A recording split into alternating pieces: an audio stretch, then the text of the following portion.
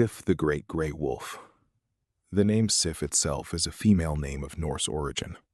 However, all translations into European languages with grammatical gender use male-gendered language for Sif, though many of them can be interpreted as the most neutral phrasing of the name. This includes French, Italian, German, Spanish, Polish, Portuguese, and Russian. Artorius was the greatest knight of Gwyn's army. Sif was his wolf companion. When Artorius fell to the abyss, Sif took his shield and guarded his grave. Not for a day, forever. When you enter, Sif fights you, not out of aggression, but to stop you from going into the abyss the same way Artorius did. If you have the DLC and met Sif as a puppy, he recognizes you before the fight. He still attacks, because protecting that grave is all he has left. You kill a loyal dog trying to save you. Chaos Witch Quelaag. Quelaag is a daughter of the Witch of Izalith. When the bed of chaos was created, it infected her family with chaos and fire. Most of them became demons. Quelaag survived, half human, half spider. But her sister survived too, completely helpless, dying slowly in toxic lava. Quelaag built a false church around her, gathered humans, fed them to her sister to keep her alive. She wasn't a villain. She was a daughter watching her family fall apart, doing the only thing she could. You kill her to ring a bell. It may be worth knowing that she only fought you to protect her sister, who was in a permanent coma-like state. So when you enter her sister's domain and talk to her, she thinks you are her sister, which is later revealed if you talk to her whilst wearing the old witch's ring. Ornstein and Smo.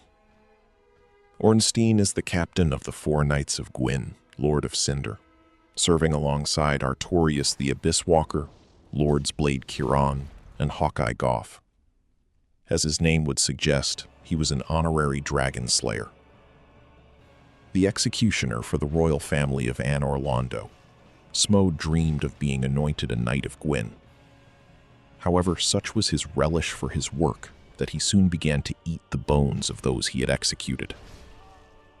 Ornstein was Gwyn's most trusted dragon slayer knight. Smo was an executioner so brutal he was denied knighthood, despite his power. These two guard Anor Londo, Gwyn's golden city. But by the time you get there, Gwyn is gone. The gods have abandoned it. Gwendolyn is maintaining an illusion to make it look alive. Ornstein and Smo are guarding an empty throne for a king who will never come back. 2 soldiers following orders that stopped making sense a long time ago. Pinwheel is the easiest boss in the game. Most players kill him in 10 seconds and move on. But his lore is the saddest. He had a family, a wife, a child. They died. So he broke into the Tomb of the Giants and stole the power of Gravelord Nito, the god of death itself. He used that power to try to resurrect them. It didn't fully work. He's been trapped in that tomb ever since, surrounded by the bodies of his family, wearing their faces as masks.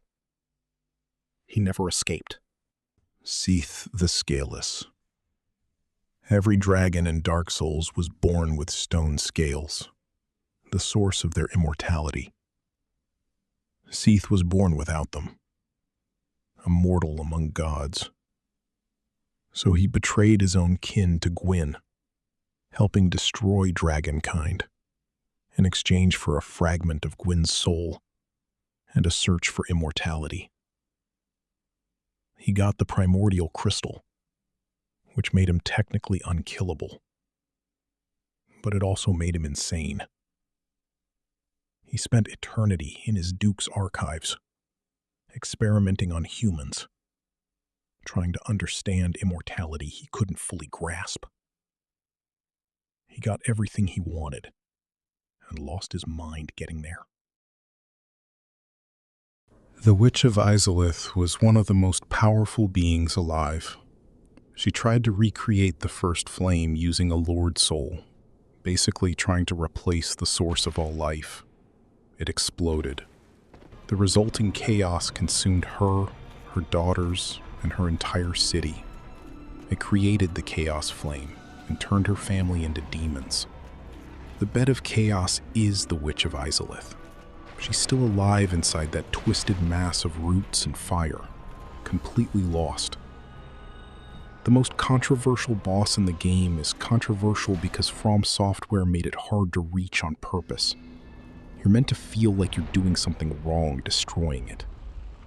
The Witch of Izalith performed a ritual, which was initially a failure, and its power formed a bed of life, which would become the source of all demons.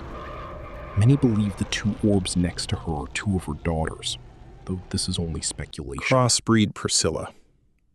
Priscilla is a half-dragon, which means she's half something Gwyn spent his entire reign trying to destroy. She was likely Gwyn's secret, an illegitimate child he couldn't kill but couldn't acknowledge. So he put her in the Painted World, a pocket dimension, basically a beautiful prison. She never asked to exist. She never fought anyone. When you invade her world, she tells you to leave. She gives you a chance to walk away. If you fight her, she defends herself. She was just living quietly in exile. You chose to go there. Priscilla is the only dragon crossbreed in Lordran, and most likely in the game's narrative. Attacking crossbreed Priscilla will be considered as a sin.